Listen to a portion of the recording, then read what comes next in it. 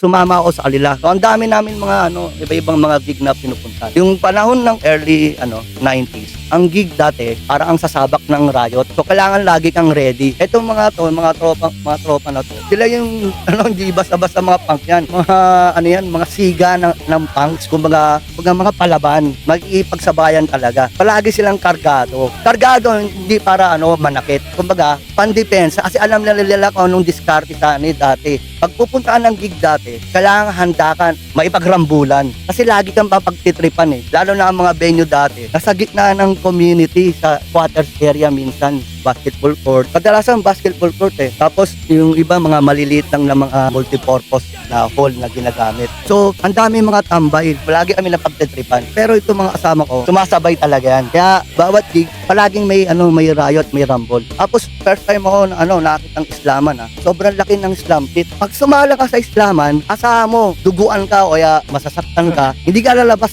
nang walang casualty. Tsaka every gig dati, palaging may tumutumba. Meron talagang mga umatin ng gig. Ang intention talaga din naman manakit. May mga dala silang mga deadly weapons. Kaya nga minsan sa gig kinakapapad yung mga aaten.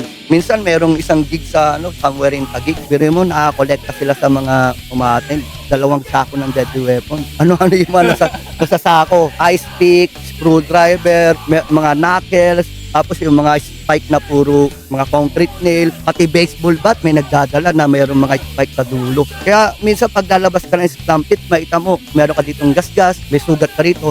Kasi yung mga punks dati pa nag-gear, yung sila, ang gamit nila concrete nail. Tapos meron pa sila dito mga concrete nail ng spikes. Kaya pag sumala ka sa slam pit, ang dami mong gas-gas, ang dami mong sugat. So yung mga panahon na yun, kuya, mga full gear na rin sila, mga naka-mohawks na rin, Oo. naka-trihawks na rin. Wala kang makikita hindi na gear. Dati, ang bawat punk may kanya-kanyang identity, kanya-kanyang kayong gear. Kumbaga, creative. Makikilala mo yung isang punk sa gear niya.